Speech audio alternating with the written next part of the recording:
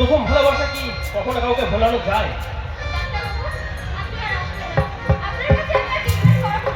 সে কি একই ট্রিটমেন্ট না করলে তুমি সুস্থ হবেই কেমন করে?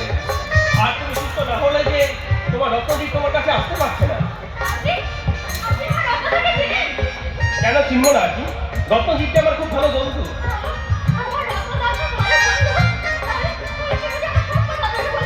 হ্যাঁ বলেছি তো।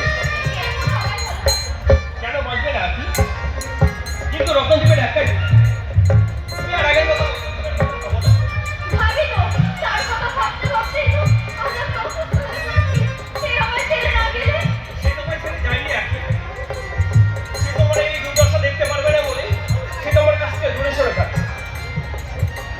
সম্পূর্ণ সুস্থ না হলে সে তোমার কাছে এসে কিছুতেই দাঁড়াবে না।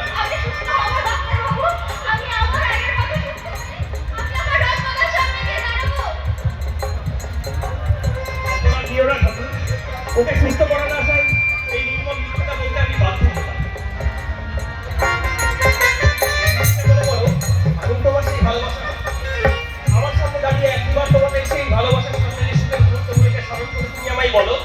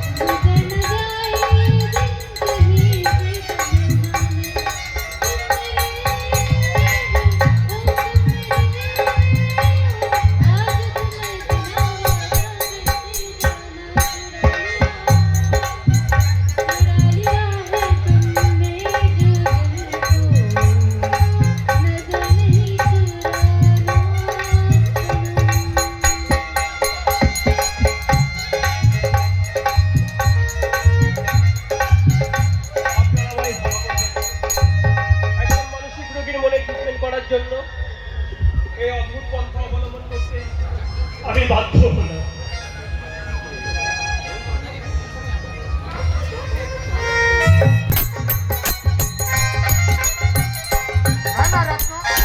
আমি বিয়ে করিনি বলে তুই বিয়ে করবি না এটা কখনো আমি মেনে নিতে পারছি না।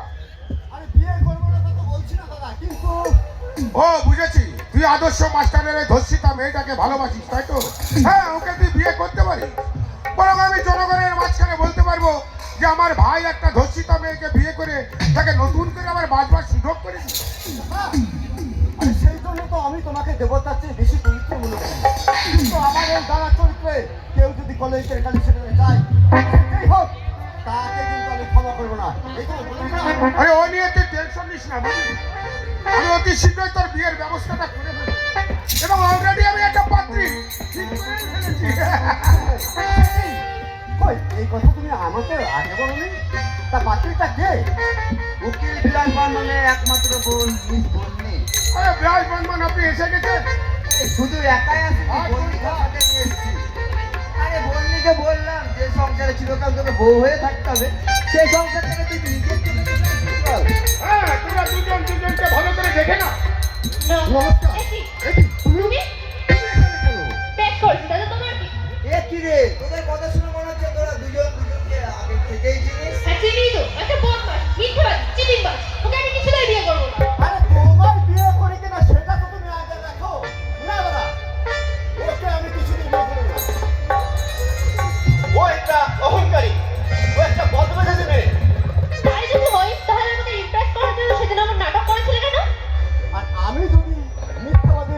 চিটিংবাজ হই, তাহলে সেদিন তুমি আমায় কেন বলেছিলে মশাই আপনাকে বিশ্বাস করে যায়, এমনকি আপনাকে ভরসা করে যায়? কি বলনি বলো? ওটা আমি মন থেকে বলতে চাইনি, বলা হয়ে গেছে। আর আমিও যেটা করেছি সেটা আমি মন থেকে করতে চাইনি, বলা হয়ে গেছে। তুমি শুধু মিথ্যা কথা দাও, তুমি একটা ইডিয়েট, আর তুমি ডবল এড়িয়ে, তুমি ট্রিপল ইডিয়েট। তুমি তুমি তুমি তুমি একটা যাচ্ছে তাই। হ্যাঁ 7 দিন তোমাদের দুজনের মিলামিশার সুযোগ দিলাম। এই 7 দিনের মধ্যে তোমাদের স্থির করতে হবে তোমরা বিয়ে করবে না পুরোটা এইভাবে ঝগড়া করবে। হ্যাঁ আইডিয়াটা তো মন্দ নয়, এই 7 দিন কিছু হোক বা না হোক মালটাকে নিয়ে তো কি এনজয় করে নিতে হবে। Great idea. কিছু হোক আর না হোক এই 7 দিন তো ওকে নিয়ে বেশ টাইম পাস করা যাবে। তাহলে তোমাদের ডিসিশনটা আমরা জানতে পারি? আমরা রাজি। তাই 7 দিন পরে তোমাদের সম্পর্কটা নিয়ে ভাববো। এখন তোমরা দুজন দুজনের বন্ধু। ও সে দাদা আমার মাইকেল আমি এ বন্ধু যারে যা বন্ধুর ডাকে সারাতে একটু এগিয়ে যা না রে।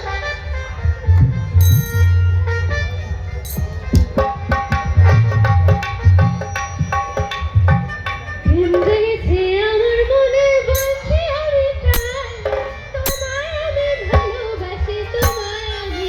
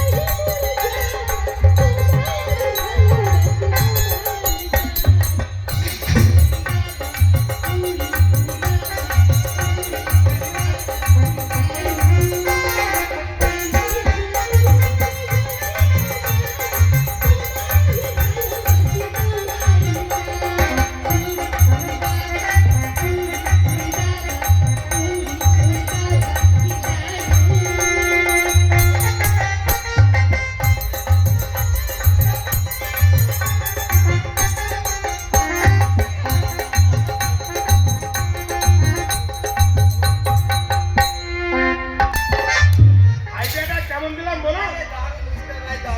আমার তো মনে হচ্ছে ওরা 2-3 দিনে অপেক্ষা করবে না, এসেই বললো আমরা রাজি দাদা বিয়ের জন্য।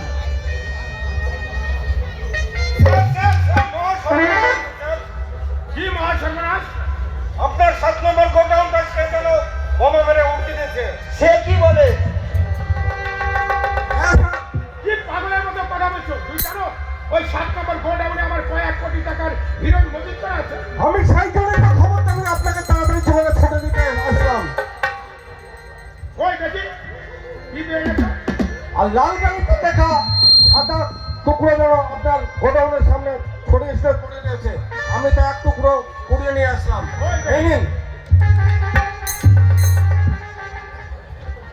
এ আমি কি দেখছি? রত্নাকর রায়, তুমি অনেক কাজ করেছো শয়তান, এবার ধ্বংসের জন্য প্রস্তুত থেকো। তোমাকে আমি তিল তিল করে ধ্বংস করবো। আজকের এই ঘটনা তোমার ধ্বংসের সূচনা মাত্র। এতে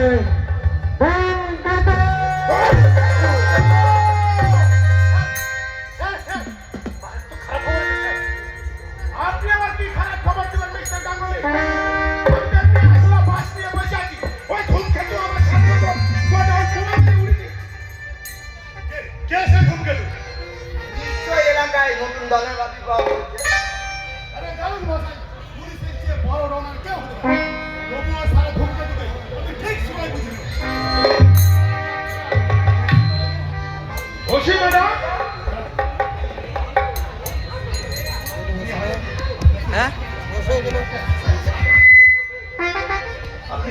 আজকে স্যার আপনার এই আজকে রেট করবে স্যার সব বিপদ আসলে মাথা চাকা দিয়ে নোটবন্দি করার সময় পুরাতন নোটগুলোকে নতুন নোট বানিয়ে আলমারির ভিতরে সাজিয়ে রেখেছে। অফিসার ট্রেনে বের করে না মিস্টার রায় আপনার একদম বাহাদুর অসম্ভব।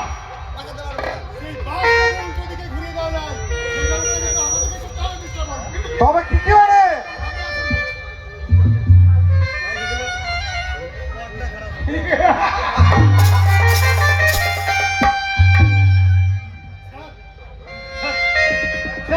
এত বড় গোপনীয় খবরটা দেওয়ার জন্য এবারকার পাওনাটা একটু ভালো করে দেবেন স্যার। ঠিক আছে অবশ্যই দিবে অবশ্যই থ্যাংক ইউ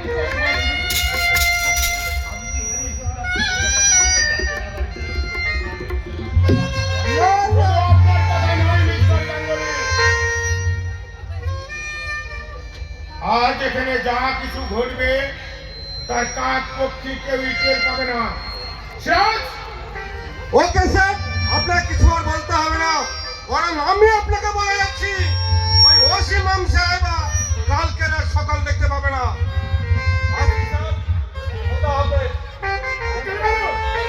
আপনি একটা নতুন কেস লড়ার জন্য প্রস্তুত হন। আর সেই কেসটা হলো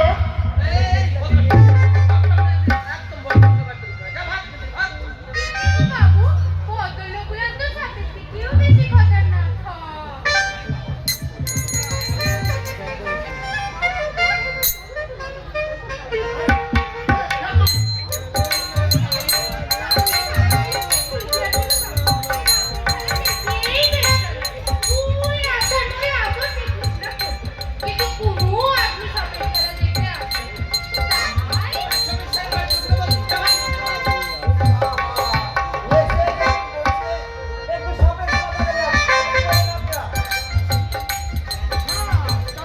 দেখা যায় না তো ভুলকি আমি তুমি কি শুধু সাপের খেলায় দেখা না অন্য কিছু পারো? হ্যাঁ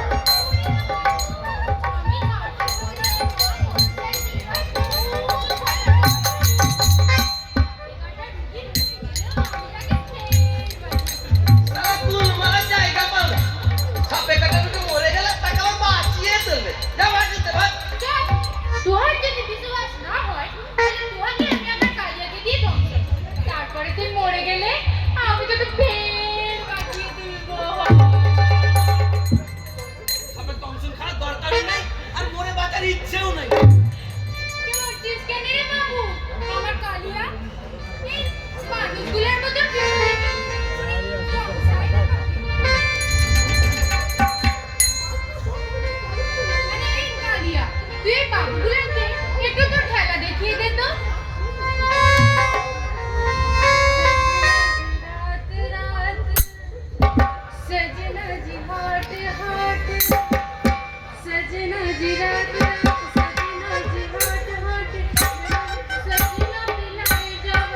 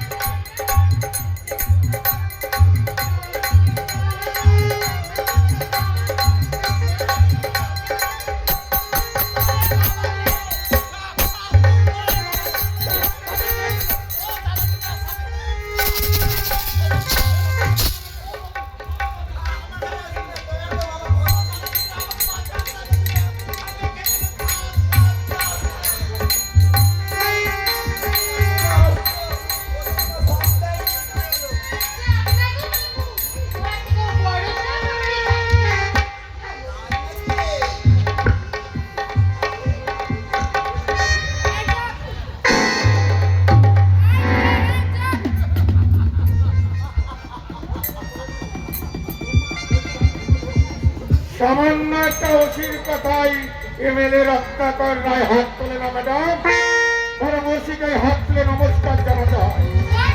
আমি হ্যাঁ, আপনি যার দিন ছদ্মবেশে আমার বাড়ি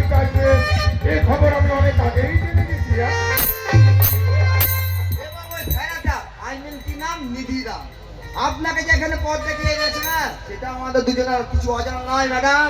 ওই রাজকান্তের ব্যবস্থা আমি ঠিক টাইমে করবো। তার আগে আপনার কি ব্যবস্থা হবে দেখুন। আমি সূত্র মারফত খবর পেয়েছি আপনার বাড়িতে বেশ কিছু টাকা মজুত করা আছে। আমি আপনার বাড়িটা রেড করব। হ্যাঁ, অবশ্যই আপনি আমার বাড়ি রেড করতে পারেন,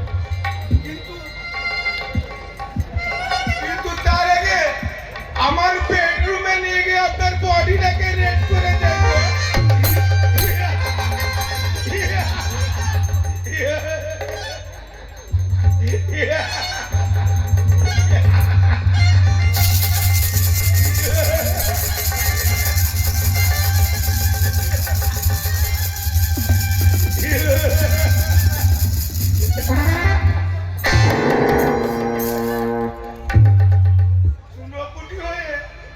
চুনোপুটি হয়ে তুমি রামক গোয়ালের সঙ্গে পাঞ্জানোর দেখছো না?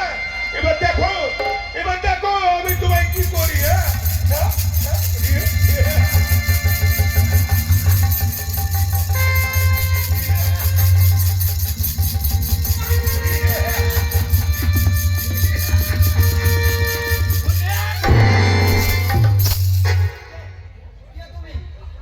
আমি ধূমকেতু।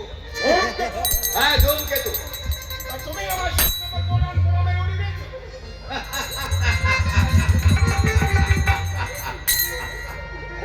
ওটা তো তোর ধ্বংসের সূচনা মাত্র। আর এই ধূমকেতুর আবির্ভাব। এবার তোর কাছ থেকে আমি সমস্ত কিছু একটু একটু করে কেড়ে নেব। তারপর তোকে তোর সঙ্গ পঙ্গদের সাথে আমি তোকে গুলি করে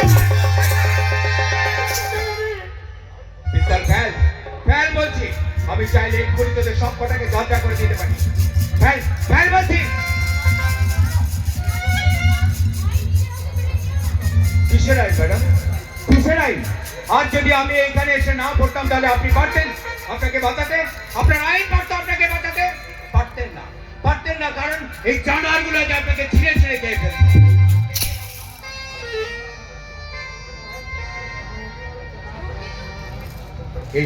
এই যে এদের মতো দুর্নীতিবাজ নেতারা চিরকাল আইনকে টাকার গোলাম বানিয়ে নিজের স্বার্থে ব্যবহার করে এসেছে। আর এইসব লোভী অ্যাডভোকেটের দল চিরকাল এদের নিজেদের আদর্শকে এদেরই পায়ে বলি দিয়ে আইনের বিরুদ্ধে মিথ্যে যুক্তি খাড়া করে দিনকে রাত আর রাতকে দিন করে চলেছে।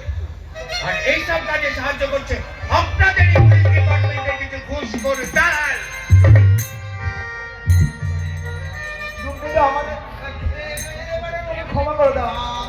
ক্ষমা তোদেরকে করবো ক্ষমা?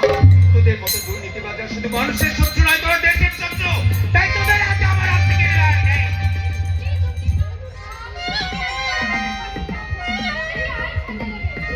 বেশ, তবে তাই হোক। আপনি নিজে দাঁড়িয়ে থেকে এই রত্নাকর রায়ের বাড়ি রেড করবেন। আর বিরাজ বাবু, আপনি নিজে দাঁড়িয়ে থেকে সিজার লিস্ট তৈরি করবেন। আর এই কাজে সাহায্য করবে ওরই চামচা সিরাজ। চল বলছি।